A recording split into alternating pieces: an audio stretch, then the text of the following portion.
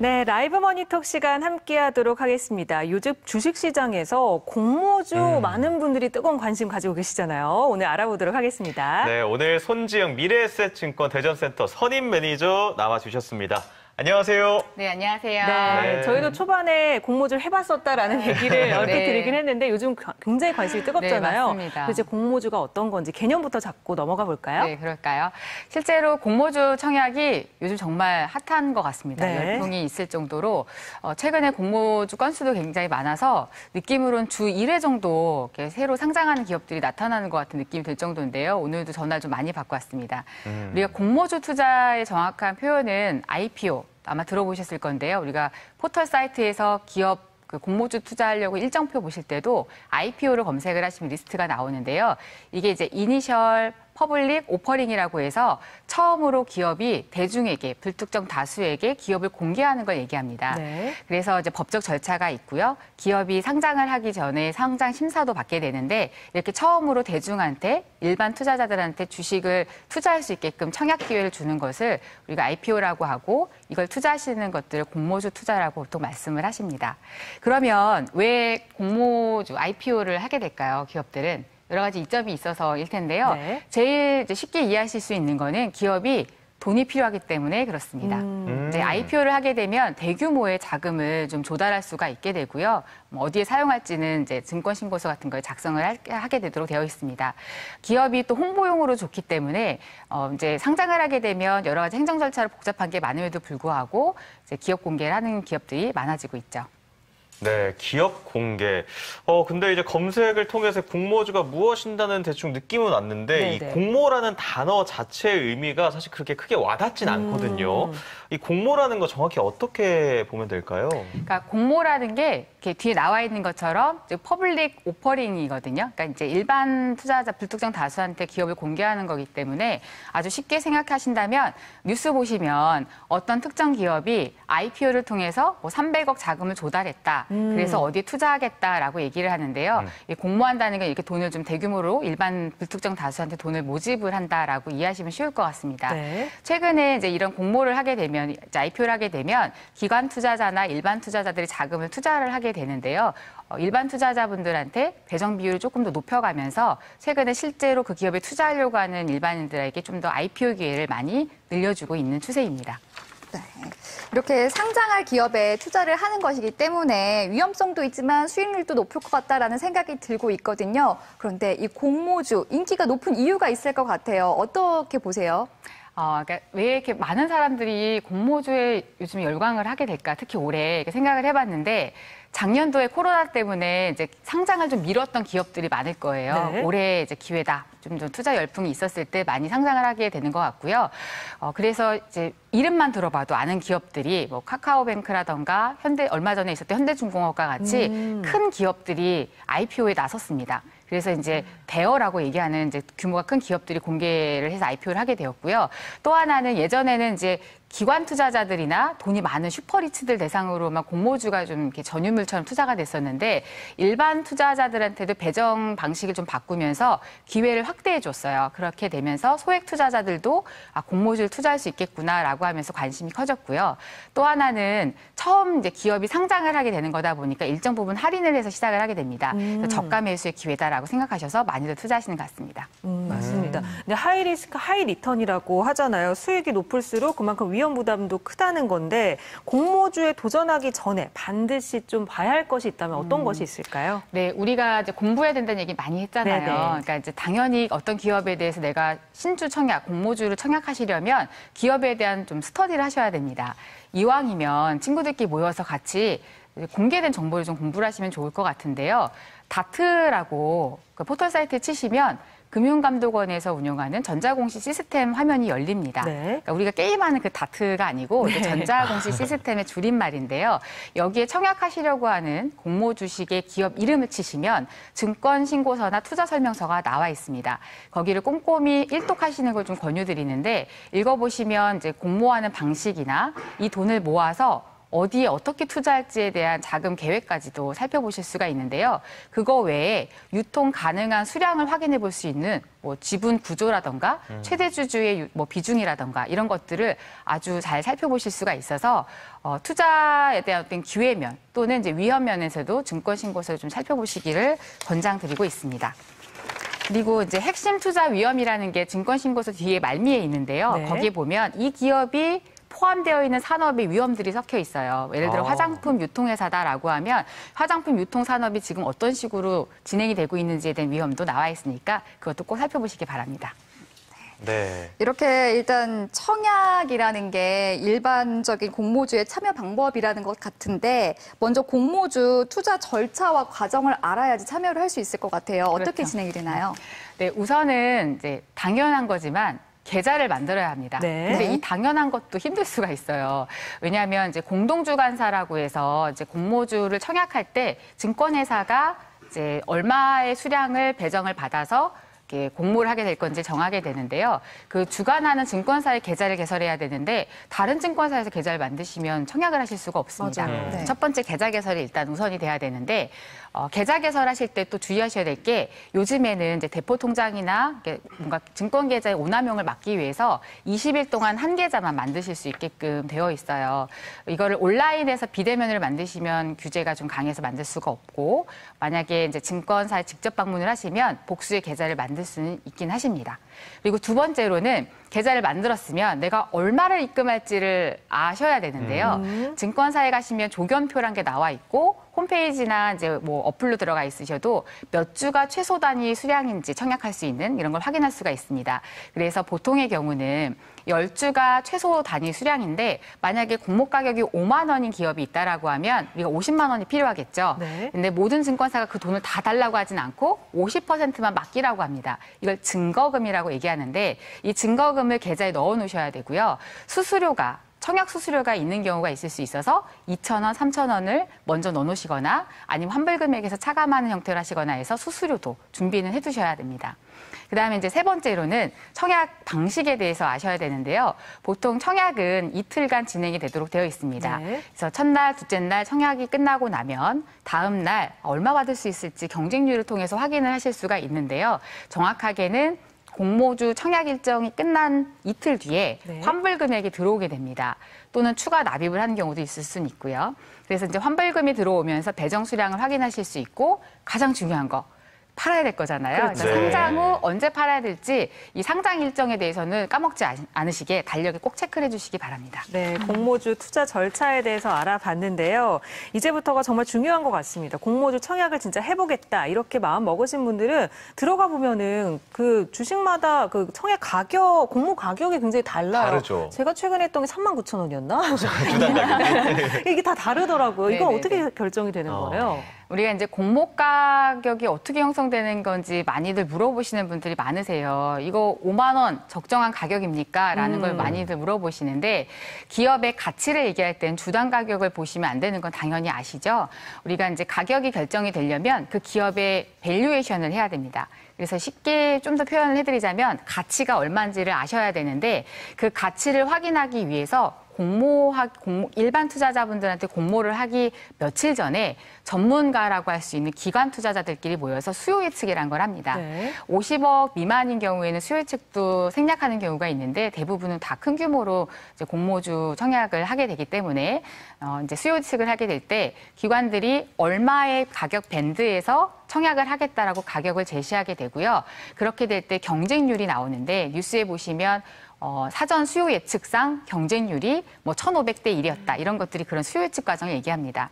그래서 가격의 상단과 하단이 밴드라는 게 이제 형성이 되고요. 정확하게 공모가를 얼마로 정하게 될지는 실제 청약하기 바로 며칠 전에 정도는 돼야지 가격이 확정이 되는데 이 가격은 주관하는 증권회사하고 그다음 발행하는 회사가 협의를 해서 정하게 됩니다.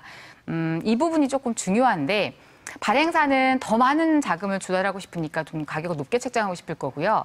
이제 주관하는 증권사 입장에서는 흥행이 실패하지 않도록 적정한 가격을 유지하고 싶어서 할인을 하게 됩니다. 그래서 거기 적정 포인트에서 가격이 합의가 돼서 이제 공모가로 이제 상장이 된다라고 이해하시면 될 것 같습니다. 네, 이렇게 합의를 통해서 공모가 결정이 되고 나서 일반 투자자들은 이제 청약금을 납부를 해야 되잖아요. 그렇죠. 청약가 가격을 보고. 네. 근데 뭐 직접 가서 내야 되는 건지 또 내는 시간은 뭐 자정에 납부해도 되는 건지 뭐 이런 부분들도 궁금해하실 것 같아요. 네. 어떻게 보면 되게 기본적인 내용일 수도 있는데 의외로 모르시는 분들이 정말 많으셔서 이번 자리에 한번 말씀을 좀 드린다면 네네. 제가 이제 공모주 납입 금액을 어떻게 내면 되나요? 이런 질문 정말 많이 받고요. 또 하나는 의외로 청약을 하려고 하는 당일날 전화가 와서 제 계좌가 청약이 안 돼요라고 하시는 분들도 전화를 많이 받아요. 그러니까 실제로 미리 계좌를 아까 준비하셔야 된다고 말씀을 드렸는데 계좌를 개설하실 때 증권사에서 비대면으로 만들다 보니까 실수로 뭐 CMA 계좌를 만든다거나 뭐 연금 계좌를 만들어서 막상 청약일날 주식 청약이 안 되는 경우가 있을 수 있습니다. 그래서 반드시 내가 만든 계좌가 주식을 투자할 수 있는 증권용 종합계좌인지를 확인하시기를 바라고요. 그다음에 이제 납입 절차에 대한 부분은 쉽게 청약하는 그 날짜 이틀이라 말씀을 드렸죠. 보통 아침 10시부터 오후 4시까지인데요. 내가 청약 버튼을 눌렀는데 활성화가 안 된다. 이 시간대가 아닌 경우 있어요. 그래서 시간대를 확인하셔서 청약을 버튼을 누르시면 바로 출금이 됩니다. 내가 입금해 놓은 증거금에서 해당하는 수량 곱하기 주식의 공모 가격, 거기에 50%. 절반의 금액이 출금이 된다고 보시면 될 것 같고요. 그러고 나서 말씀드린 것처럼 이틀 뒤에 공모주가 배정이 되고 환불 금액이 환불이 되는데 가끔은요. 내 계좌에서 돈이 추가 나가는 경우가 있어요. 네. 그러니까 최소 수량을 청약했는데 많은 수량을 받게 되면은 내가 50%만 입금을 했으니까 돈을 더 넣어야 되는 경우도 있을 수 있습니다. 네. 그래서 이런 것들도 꼼꼼하게 사전에 미리 체크를 해주시는 게 좋을 것 같습니다. 네. 설명 또 듣고 보니까 이 청약 증거금을 많이 내는 사람이 더 많은 이익을 가져가는 것처럼 보이는데 저 같은 소액 투자자들은 그 말을 들으면 조금 형평성에 맞지 않는 것 같다라는 생각이 들거든요. 네네. 그렇지 않아요? 실제로도 그런 것 같던데. 네, 맞아요. 그러니까 예전에 혹시 공모주 투자해보셨죠? 네. 네. 최근 3년 이내에 투자하셨어요? 아니면 정말 옛날부터 투자하셨어요? 최근 3년 그렇죠. 이내에만. 1년 네. 이내. 1년 이내. 네. 1년 이내가 맞으실 수 있어요. 대부분이 1년 이내에 공모주 청약을 처음 해보셨다는 분들이 많은데 아까 말씀하신 것처럼 예전에는 공모주 청약이 돈이 많은 사람들만 좋은 기업의 그러니까 첫 주식을 살 수 있었던 때가 있었습니다. 네. 소위 말하는 슈퍼리치들이 하루에 10억 또는 100억 정말 많은 현금을 이렇게 좀 끌어올 수 있는 분들만 공모주 청약을 할 수 있었던 때가 있는데 이유가 뭐냐면 아무래도 그 기업이 성장 가치가 있어서 많은 대중들한테 인기가 많은 기업이라고 하면 경쟁률이 높을 수밖에 없는데요. 만약에 경쟁률이 3,000대 1이다. 그럼 3,000주를 청약하셔야 한 주를 받는 셈이잖아요. 네. 근데 주식 가격이 굉장히 좀 높은 가격에 형성이 돼 있다라고 하면 3,000주 청약을 하기 위해서도 굉장히 많은 돈들이 필요합니다. 근데 소액 투자자가 나는 이 기업을 한 주 정도라도 먼저 사서 투자를 해보고 싶은데 전혀 기회가 없는 거죠. 그래서 이번에 이제 개편된 것들 중에 이런 실제 수요자들, 그러니까 이 기업에 대해 정말 투자하시고 싶은 소액 투자자를 위해서 몇 가지가 개편이 됐는데 그 중에 하나가 지금 보시는 것과 같은 균등 배정 방식입니다.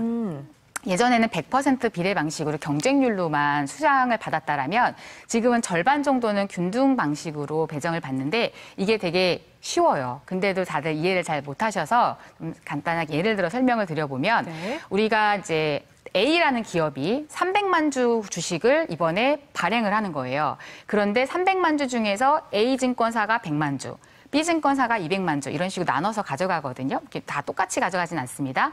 그러면 이런 이제 공동주관사인 경우 나는 A증권사를 이용하는 사람이에요. 근데 100만 주를 모집할 때 절반인 50만 주는 보시는 것처럼 균등으로 줘야 되기 때문에 참여하는 계좌 수가 고객 수죠.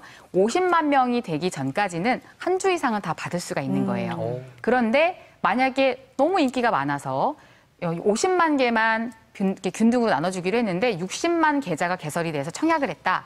그러면 50만 개를 나눠주고 나머지 10만 계좌는 못 받는 수가 생기겠죠. 이거 어떤 기준으로 주냐고 항의하시는 분들도 많으신데 저희가 드리는 게 증권사가 드리는 게 아니고 랜덤으로 그냥 배정이 된다 보시면 됩니다. 그럼 누군가는 한 주 또는 못 받거나 2주 이상을 받는 경우가 생길 수 있는 거고요. 나머지 절반 50만 주는 이제 비례 방식으로 예전처럼 받는 거죠. 그래서 이제 경쟁률을 많이들 헷갈려 하시는데 일반 경쟁률에 100대 1로 나왔는데 비례 경쟁은 200대 1로 표시가 될 거예요. 그러니까 이제 어차피 절반은 n분의 1로 받는 거니까 우리는 내가 그럼 나머지 내가 이번에 2,000주 청약했는데 몇 주 받을 수 있을까? 비례를 이제 확인하고 싶은 분들은요. 비례 경쟁률을 보셔야 합니다. 그렇군요. 이 공모주 청약을 하면서 조금 더 투자를 유리하게 이끌 수 있는 방법들에 대해서 많은 분들이 궁금해하실 것 같은데요. 네. 네.